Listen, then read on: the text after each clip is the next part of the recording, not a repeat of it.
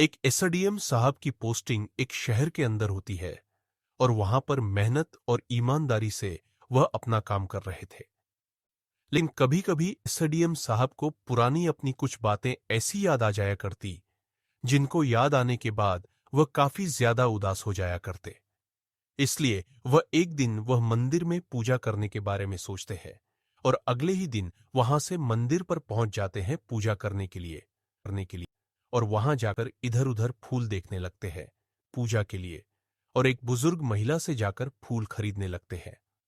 जिस बुजुर्ग महिला से एसडीएम साहब फूल खरीद रहे थे, उससे थोड़ी दूर एक और लड़की फूल बेच रही थी, जिसने एसडीएम साहब को देखते ही अपने चेहरे को छुपा लिया था और वह अजीब निगाहों से एसडीएम साहब की तरफ देख रही थी। अब एसडीएम साहब वहां से फूल खरीद के आगे चले जाते हैं और इसके बाद वो लड़की भी आराम से फूल बेचने लगती है। लेकिन थोड़ी देर बाद एसडीएम साहब वापस से वहां पर आ जाते हैं और आने के बाद कहते हैं कि सपना, तुम्हारी ये हालत ऐसी कैसे हो गई? कौन थी सपना और कौन थे एसडीएम साहब और किस वजह से सपना एसडीएम साहब को देखकर अपना चेहरा छुपा रही थी? पूरी सच्चाई के बारे में जानने के लिए वीडियो को अंत तक जरूर देखें।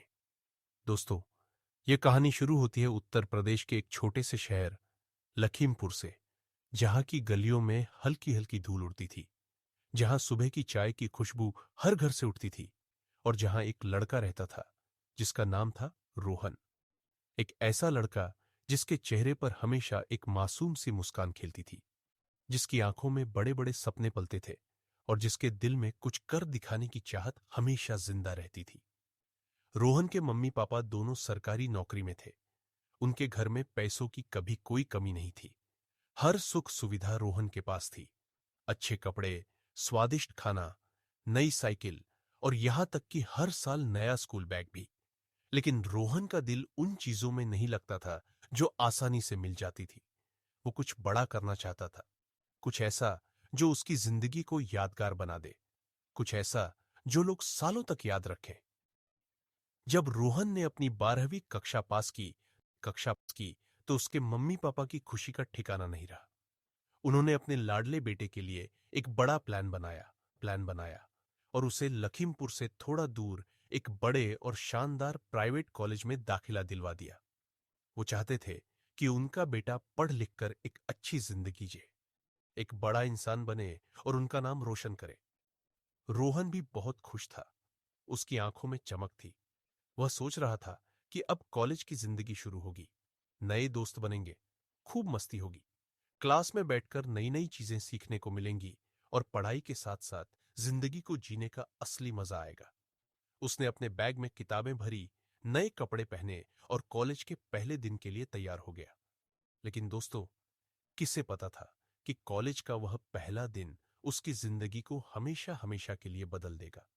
एक ऐसी घटना होने वाली थी जो रोहन के सपनों को एक नई दिशा दे देगी। जैसे ही रोहन कॉलेज के बड़े से गेट से अंदर घुसा, चारों तरफ नए चेहरे दिख रहे थे। कुछ लड़के हंसतेबाज करते हुए जा रहे थे, कुछ लड़कियां अपने दोस्तों के साथ गप्पे मार रही थी और कॉलेज का माहौल ऐसा था कि हर कोई अपनी नई जिंदगी से खुश नजर आ रहा था। रोहन भी अपने दोस्तों के साथ क्लास की तरफ बढ़ रहा था। तभी उसकी नजर एक लड़की पर पड़ी जिसका नाम था नेहा। नेहा उसी की क्लास में थी और दोस्तों, वह इतनी खूबसूरत थी कि रोहन उसे देखते ही अपना दिल हार बैठा। उसकी बड़ी बड़ी काली आंखें जो किसी को भी अपनी गहराई में डुबो दे, लंबे काले बाल जो हवा में लहराते हुए किसी का भी ध्यान खींच ले, और वह मासूम सी मुस्कान जो दिल में एक अजीब सी हलचल मचा दे। नेहा को देखते ही रोहन के दिल में मानो आग लग गई। वो बस उसे देखता रहा। उसकी एक झलक ने रोहन को ऐसा जादू कर दिया कि वो अपने आप को रोक ही नहीं पाया। पहले दिन से ही रोहन का मन पढ़ाई से ज्यादा नेहा की तरफ भटकने लगा। वो क्लास में बैठता तो किताबें खोलता जरूर था, लेकिन उसकी नजरें बार बार नेहा की तरफ चली जाती थी। वो हर वक्त बस उसे देखता रहता, उसकी एक झलक पाने के लिए इधर उधर नजरें घुमाता। और जब नेहा मुस्कुराती तो रोहन का दिल जोर जोर से धड़कने लगता, लेकिन हिम्मत नहीं जुटा पा रहा था कि नेहा से कुछ कहे, अपने दिल की बात उसके सामने रखे, उसे बताए कि वह उसके बिना एक पल भी नहीं रह सकता। दिन बीतते गए। 10 से 15 दिन ऐसे ही निकल गए। रोहन बस दूर से नेहा को देखता रहा, उसके बारे में सोचता रहा। रात को सोते वक्त उसके ख्यालों में खो जाता, लेकिन कुछ कहने की हिम्मत नहीं कर पाया। वह सोचता कि अगर नेहा ने मना कर दिया तो क्या होगा, अगर उसने दोस्ती भी तोड़ दी तो वह कैसे जिएगा। लेकिन फिर भी उसके दिल में एक आग जल रही थी जो उसे चुप रहने नहीं दे रही थी। फिर एक दिन किस्मत ने उसे मौका दे दिया। कॉलेज की कैंटीन के पास नेहा अकेली खड़ी थी। कोई उसके साथ नहीं था। वह बस अपनी कॉफी की चुस्कियां ले रही थी और बाहर की तरफ देख रही थी। रोहन का दिल जोर जोर से धड़क रहा था। उसके पैर कांप रहे थे। उसे लग रहा था कि अगर अभी नहीं बोला तो शायद यह मौका फिर कभी नहीं आएगा। वह धीरे धीरे नेहा के पास गया, अपने कांपते हाथों को जेब में छुपाया, गहरी सांस ली और अपनी सारी हिम्मत जुटाकर बोला, नेहा, मैं तुमसे कुछ कहना चाहता हूं। मैं तुम्हारे बिना नहीं रह सकता।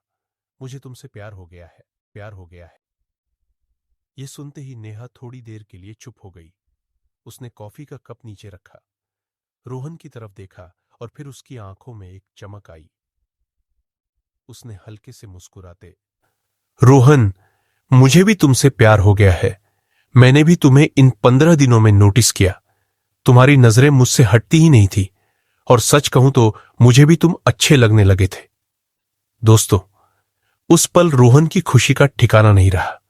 उसे लगा जैसे पूरी दुनिया उसकी मुट्ठी में आ गई हो, जैसे आसमान के सारे तारे उसके लिए चमक रहे हो, जैसे उसकी जिंदगी का हर सपना सच होने वाला हो। उसने नेहा की तरफ देखा। उसकी मुस्कान को देखकर उसका दिल नाच उठा और उस दिन से उनकी जिंदगी में प्यार की बहार छा गई। कॉलेज के हर कोने में उनकी बातें होने लगी। कैंटीन में साथ बैठकर चाय पीना, लाइब्रेरी में एक दूसरे की नोट शेयर करना, कभी कभी क्लास बंद करके कॉलेज के पीछे वाले बगीचे में चुपके से हाथ पकड़कर बातें करना, यह सब उनकी जिंदगी का हिस्सा बन गया। दोनों एक दूसरे के साथ इतने खुश थे कि उन्हें लगता था कि यह पल कभी खत्म ना हो। दोनों ने एक दूसरे से वादा किया कि वह ग्रेजुएशन पूरा करेंगे, फिर आगे पढ़ाई करेंगे, एक बड़ा अफसर बनेंगे और फिर शादी करके अपनी जिंदगी को खुशहाल बनाएंगे। लेकिन यह वादा अभी सिर्फ उनके बीच था। घर वालों को कुछ नहीं बताना था। यह उनका छोटा सा प्यारा राज था जो वह दोनों अपने दिल में छुपाए हुए थे। समय बीतता गया। दोनों कॉलेज के फाइनल ईयर में पहुंच गए। अब तक पूरे कॉलेज को पता चल चुका था कि रोहन और नेहा एक दूसरे से बेइंतहा प्यार करते हैं। हर कोई उनकी जोड़ी की तारीफ करता था। उनके दोस्त उन्हें परफेक्ट कपल कहते थे और कॉलेज में उनकी प्रेम कहानी मशहूर हो गई थी। लेकिन दोस्तों, जिंदगी हमेशा इतनी आसान नहीं होती, है ना? ग्रेजुएशन पूरा होने के बाद रोहन के पापा ने उसे एक बड़े शहर दिल्ली में कोचिंग के लिए भेज दिया। वह चाहते थे कि उनका बेटा एक बड़ा अफसर बने, कुछ ऐसा करे कि उनका सीना गर्व से चौड़ा हो जाए। रोहन को भी यह मौका अच्छा लगा। वो दिल्ली चला गया, वहां एक अच्छी कोचिंग ज्वाइन की और अपने सपनों को पूरा करने में जुट गया। लेकिन नेहा ने लखीमपुर में ही रहकर पढ़ाई करने का फैसला किया, क्योंकि उसके पापा एक प्राइवेट नौकरी करते थे और उनके पास इतने पैसे नहीं थे कि नेहा को बाहर भेज सके। नेहा के घर की हालत ठीक थी, लेकिन बहुत अच्छी भी नहीं थी। फिर भी उसने हिम्मत नहीं हारी और अपने शहर से ही मेहनत शुरू कर दी। रोहन और नेहा का प्यार कम नहीं हुआ। भले ही वह मीलों दूर थे, लेकिन दोनों फोन पर घंटों बातें करते, एक दूसरे को अपनी पढ़ाई की अपडेट देते, अपने सपनों को सजाते और कभी कभी रात को देर तक फोन पर एक दूसरे की आवाज सुनकर सुकून पाते। रोहन नेहा को बताता कि दिल्ली में कितना ट्रैफिक है, कितनी भीड़ है, और नेहा उसे अपने शहर की छोटी छोटी बातें सुनाती, जैसे कि बाजार में नई समोसे की दुकान खुली है या बारिश में उसकी गली में पानी भर गया। दोनों हंसते एक दूसरे को हौसला देते और अपने प्यार को जिंदा रखते। लेकिन दोस्तों, जिंदगी में सब कुछ प्लान के मुताबिक नहीं चलता और एक दिन ऐसा आया जब सब कुछ बदल गया। जैसे ही उनका पहला बड़ा एग्जाम करीब आया, नेहा के पापा की तबीयत अचानक खराब हो गई। पहले तो लगा कि शायद मामूली बुखार है, लेकिन उनकी हालत दिन ब दिन बिगड़ती जा रही थी। डॉक्टरों ने बताया कि उन्हें कोई गंभीर बीमारी है और इलाज के लिए बहुत पैसे चाहिए। नेहा अपनी पढ़ाई छोड़कर अपने पापा के इलाज में जुट गई। वो उन्हें सुबह सुबह डॉक्टर के पास ले जाती, दवाइयां दिलवाती, रात को उनके पास बैठकर उनकी सेवा करती और घर का सारा काम भी संभालती। उसकी मां भी परेशान थी, लेकिन वह ज्यादा कुछ कर नहीं पाती थी। नेहा दिनरा अपने पापा के लिए दौड़ती रही, लेकिन उसने यह बात रोहन से छुपा ली। जब रोहन फोन करता तो नेहा उसे कुछ नहीं कहती, बस इतना बोलती कि वह ठीक है, थोड़ी व्यस्त है और जल्दी बात करेगी। उसे डर था कि अगर रोहन को पता चला तो वह परेशान हो जाएगा, उसकी पढ़ाई खराब हो जाएगी और उसका सपना अधूरा रह जाएगा। इसलिए उसने अपने दर्द को अपने सीने में दबा लिया और रोहन से झूठ बोल दिया। लेकिन अंदर ही अंदर नेहा टूट रही थी। उसकी आंखों में आंसू थे, लेकिन वो किसी को दिखाना नहीं चाहती थी। इधर रोहन ने दिन रात मेहनत की, अपनी किताबों में डूब गया, कोचिंग की क्लासेस अटेंड की और आखिरकार पीसीस का एग्जाम पास कर लिया। वो एसडीएम बन गया। खुशी से उसका दिल नाच रहा था। उसे लगा कि उसने अपने मम्मी पापा का सपना पूरा कर दिया और अब वह नेहा के साथ अपनी जिंदगी शुरू कर सकता है। उसने सबसे पहले नेहा को फोन किया और चिल्लाते हुए बोला, नेहा, मैं एसडीएम बन गया हूं। अब बस थोड़ी ट्रेनिंग बाकी है, फिर मैं अपना काम शुरू कर दूंगा। तुमने इस बार एग्जाम नहीं दिया, कोई बात नहीं, अगली बार देना। तुम भी जरूर पास हो जाओगी। नेहा ने रोहन को ढेर सारी बधाइयां दी। उसकी आवाज में खुशी थी, लेकिन उस खुशी के पीछे एक गहरी उदासी छुपी थी जिसे रोहन समझ नहीं पाया। उसने कहा, रोहन, तुम बहुत मेहनती हो, मुझे तुम पर गर्व है। और फिर फोन कट गया। लेकिन दोस्तों, उस दिन के बाद नेहा ने रोहन से बात करना पूरी तरह बंद कर दिया। रोहन जब भी फोन करता, नंबर बंद मिलता।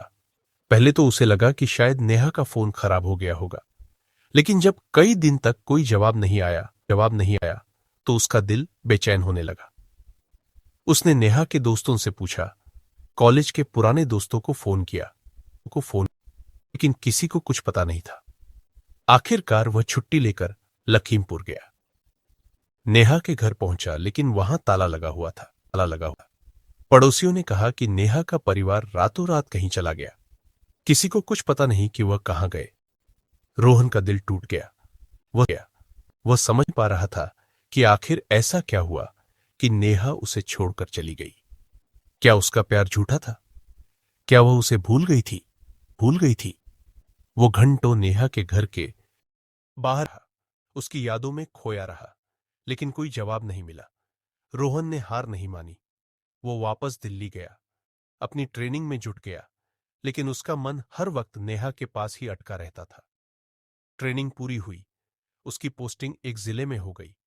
वह दिनरा मेहनत करता, लोगों की मदद करता, अपने काम में इतना डूब जाता कि थकान उसे नींद सुला दे।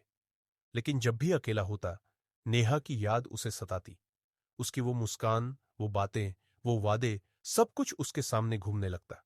उसके मम्मी पापा ने उससे शादी की बात की, कहा कि अब वो अफसर बन गया है, उसकी उम्र भी हो गई है, उसे घर बसा लेना चाहिए। लेकिन रोहन ने साफ मना कर दिया। वह बोला, मम्मी पापा, मैं नेहा से प्यार करता हूं, उसके बिना किसी और से शादी नहीं कर सकता। वह मेरी जिंदगी का पहला और आखिरी प्यार है।